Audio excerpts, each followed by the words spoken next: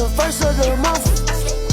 It's the first of the month. It's October 1 na. Ang ganda ng bungad. Exam namin. Exam namin ngayon dalawa. Anafi Laboratory and Filipino. Ang ginawa ko kagabi, nag-review ng Filipino. Hindi nag-review ng Anafi Lab. Ngayon ko lang ni-review ang Anafi Laboratory. Familiarize. Kutubholic. Ganun na ako mamaya. Grabe naman yung study ko ngayon. Gumising ako ng maaga. 7 a.m. We joke lang. Alam ko na guys, confident na ako, kaya ako ganito. Kaya nakakapag-video kasi kaya lang. Paano masabi? Anatomy is the shape and structure. Physiology is the function of that structures. Perfect! Ay, mali! Diyos ko, Lord. Bes, kinasal na pala si Selena Gomez. Ba't napunta ka sa IG, be? Wait lang kasi may isi-share ako sa inyo yung mga notes ng mga classmates ko. Hashtag, Anafi will be the death of me. Oh my god! Even though oh my god! Nowhere to be found ang aking study habits. Same girl. Sige, letter C na lang. Tama. Ako to mamaya.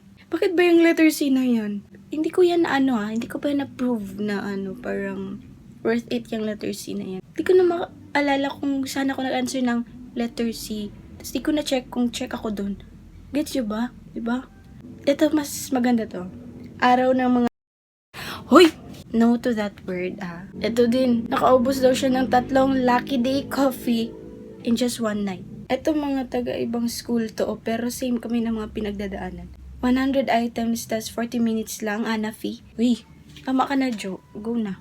Good luck, Jo. Kaya mo yan.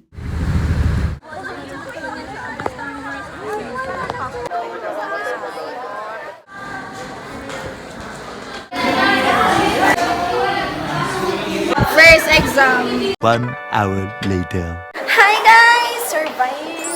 Survive namin ang first exam. Actually, hindi.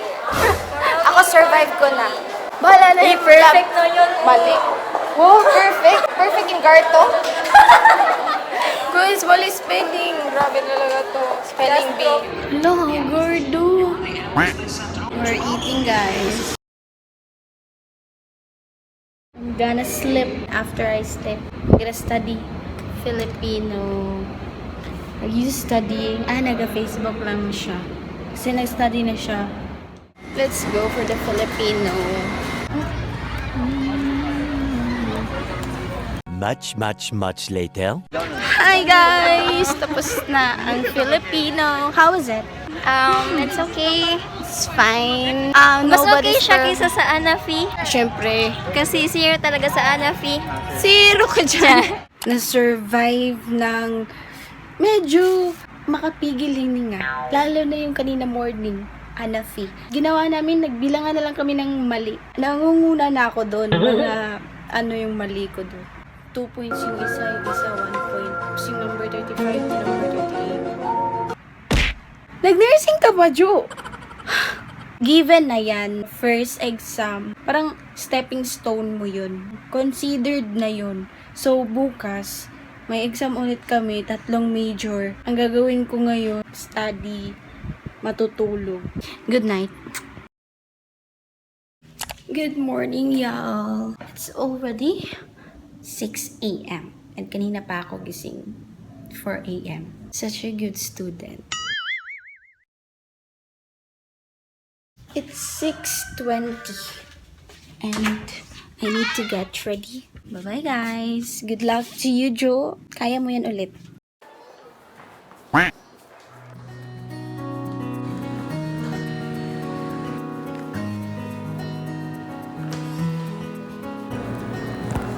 Pero so gross.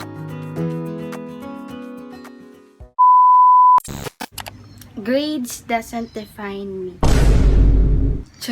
Ayun na, nakita ko na phone ko, nag-remind na. Study PE. Yung exam namin kanina, 2. Yung sa morning, Anafi. So, kanina sa Anafi, yung seat ko sa hallway. First time ko ito mag-hallway sa buong pag-aaral ko. Ay, hindi pala. Yung grade 7 ako. Ay, ibang ano pala yung ibang tao yun. Hindi lang siya yung malapit ako sa window ng room, ha? Doon talaga ako sa pader. Tignan mo yung baba. Doon ako. Kasi 2 column doon sa labas. Basta sabi ko talagang, yung score ko doon, purong-puro. Walang halong chemical. Nakuha ko sa nature. Kita ko doon mga dahon, puno, ibon, ulap. Yung nakita ko. Tapos yung biochem, ngayong hapon, ay, ang init. Ang lala ng mga question, te. Ang lala ng exam namin. Extreme level na expect the unexpected. Ganong klase. Let's move on. Kailangan natin mag-move forward. So, bukas, math subject, pati PE. Ang gagawin ko ngayon, mag-aaral, syempre. Ngayon ko lang na-realize na lumipas ang isang term sa math subject na hindi ako gumamit ng scientific calculator. This is the best math subject. Done na ang math. Mag-move on na ako sa math.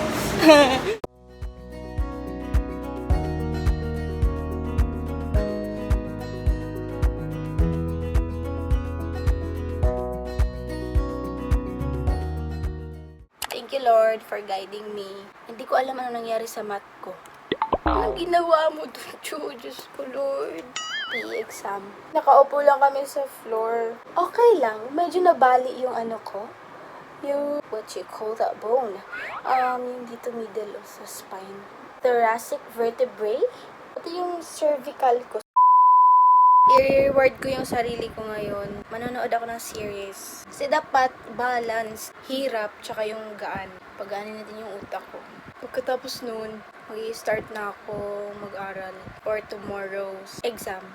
Kakatapos ko lang mag-study sa TFN. Today is Friday. Next week, Monday and Tuesday, guess what? May mental break kami. May lang ako. Yung about sa nangyayari ngayon sa Cebu, sa Davao, sa Luzon, yung bagyo. Nagsabay-sabay talaga. In Jesus' name, maging okay sila, maging matatag sila, safe sila. At sana yung mga nawalan ng mga mahal sa buhay, nasira yung mga bahay, sana panatiliin silang matatag ni God. Nakakalungkot talaga. As a Filipino, tapos makikita mong ganun nangyayari sa Luzon, sa Visayas, sa Mindanao. Thank you talaga sa mga health workers, rescuers, sa mga nag-donate, sa mga tumutulong ngayon. Pag-pray ko na lang yung safety ng mga tao. And yung nila, emotional well-being nila ngayon. Grabe na pinagdadaanan ng Pilipinas ngayon. Yung mga ganun-ganun na issue ngayon sa bansa natin. Tapos, itong mga sakuna pa na to. Maya-maya matutulog na ako after I watch a movie. Yung bagong movie ni Barbie Forteza. Yung Contrabida something. Ang galing ni Miss Barbie. I know. Ang galing niya dun sa yung sila dalawa ni David. Eto. Bye.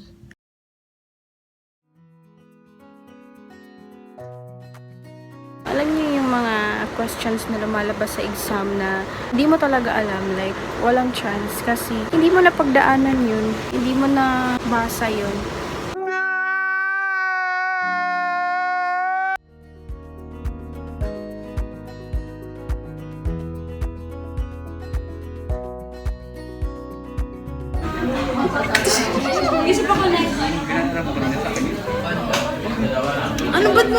What's up, madlang people?